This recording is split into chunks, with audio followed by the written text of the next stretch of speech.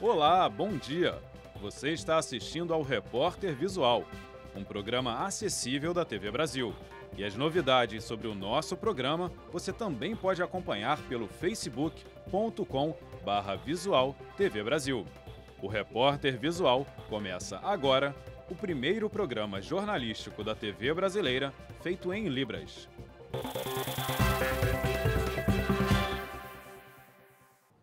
Uma pesquisa realizada pelo Ibope mostrou que 1/3 da população adulta brasileira nunca foi ao oftalmologista.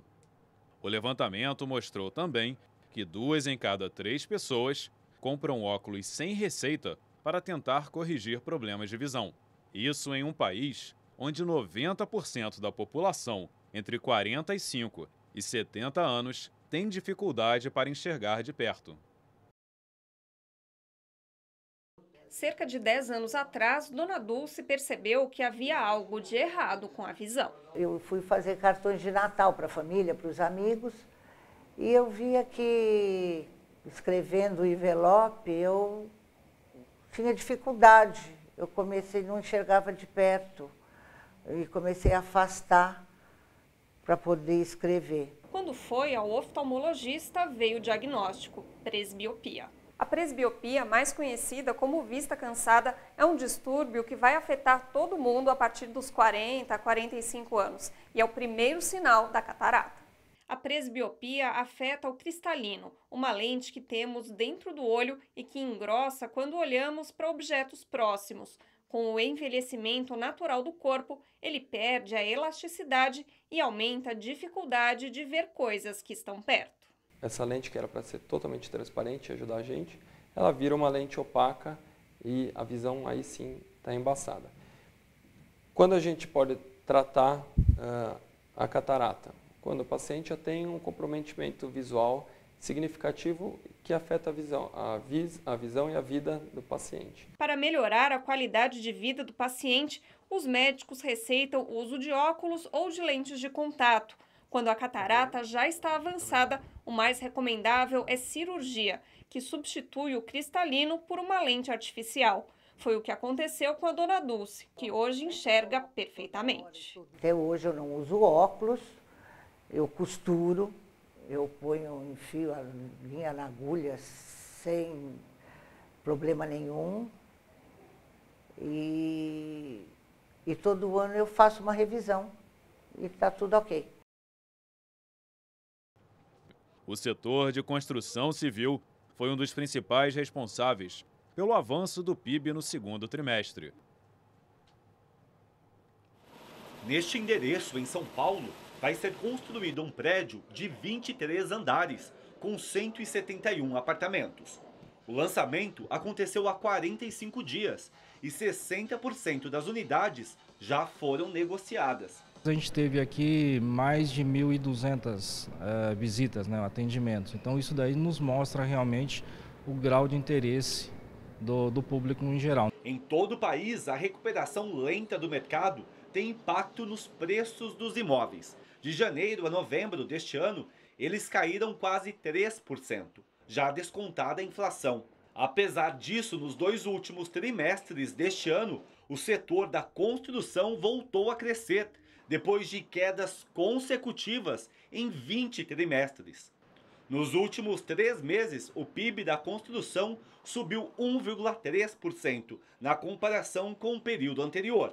Aqui em São Paulo, a demanda por imóveis residenciais está acima da média do país. Até setembro, cresceu 69% na comparação com o mesmo período do ano anterior.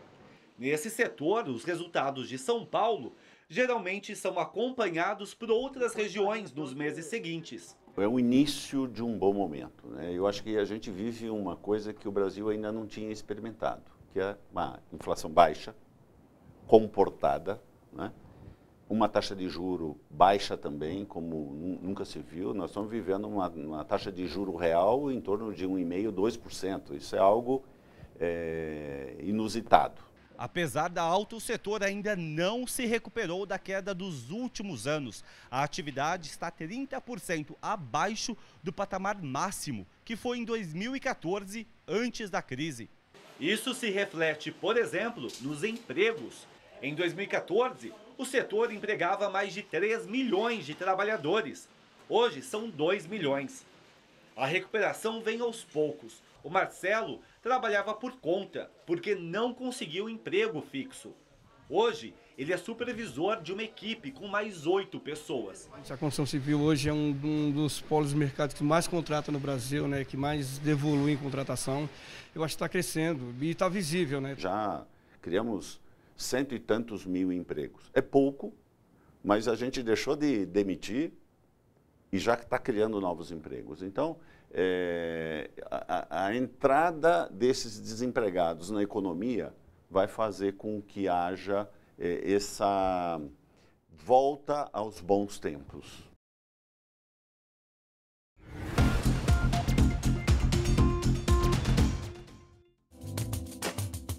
Verbos.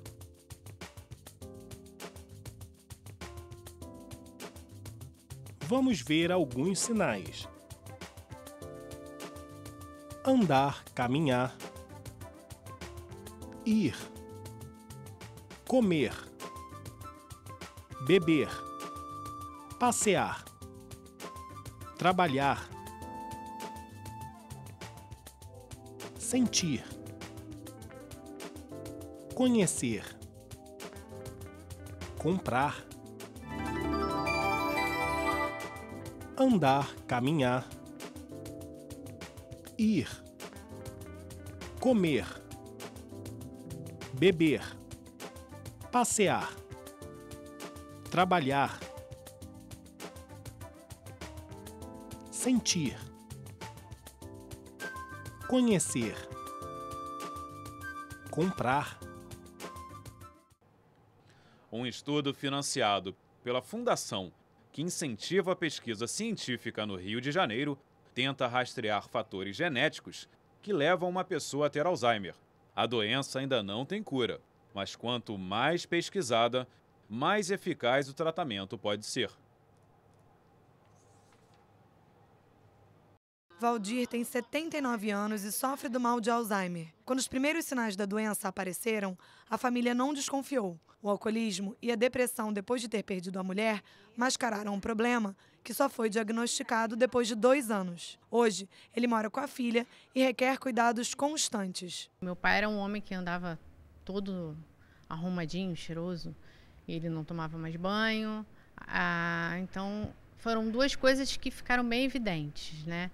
E a impaciência e a perda de apetite. Esta geriatra, que foi a responsável pelo diagnóstico de Valdir, explica quais comportamentos podem ser sintomas de Alzheimer. A demência, ela é a perda de memória inicial.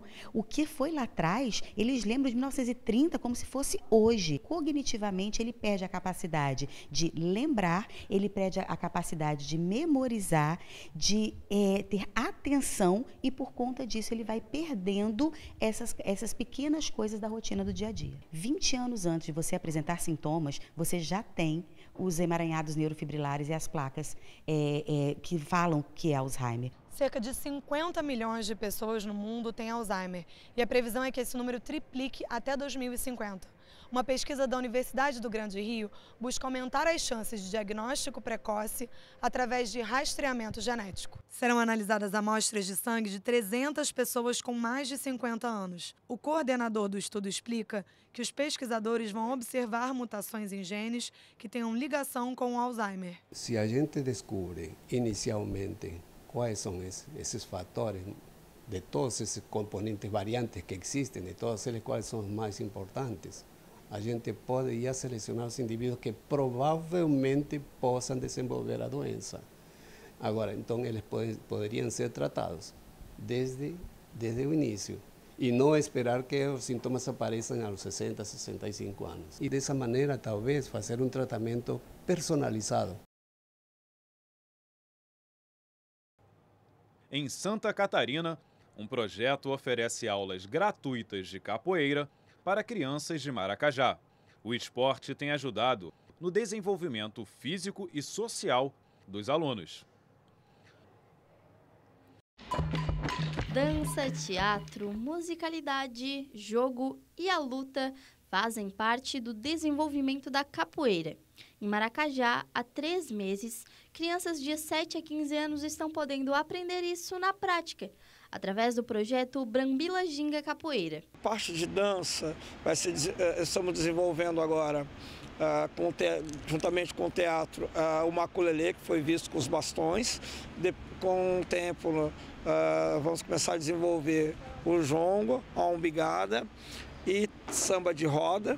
E dentro da própria capoeira, a Angola e a capoeira regional. Para Cristiane Fraga, que é integrante do grupo junto com o filho, a capoeira é um complemento para os ensinamentos da vida.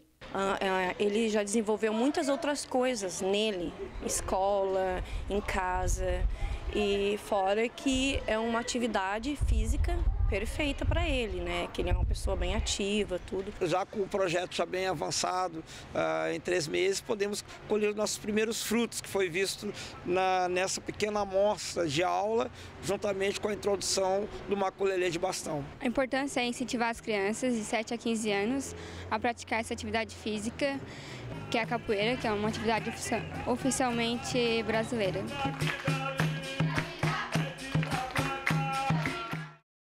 E o Repórter Visual fica por aqui. Pelo WhatsApp, você tem um canal direto de comunicação com a gente. Anota aí o nosso número, 021 974 522 300. Um bom dia para você. Tchau!